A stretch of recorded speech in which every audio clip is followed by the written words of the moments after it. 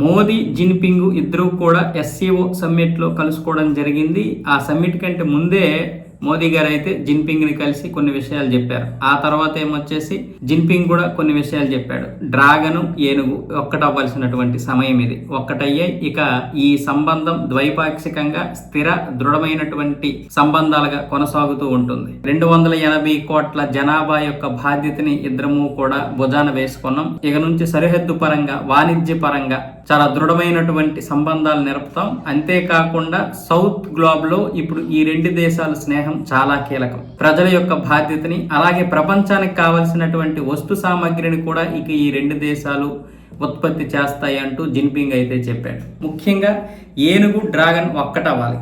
ఈ రెండు ఒక్కటవుతాయి, ఇక ఈ స్నేహం కొనసాగుతుందంటే చెప్పడం జరిగింది. నరేంద్ర మోదీ గారు కూడా ఇంతకుముందు అదే విషయాన్ని చెప్పారు.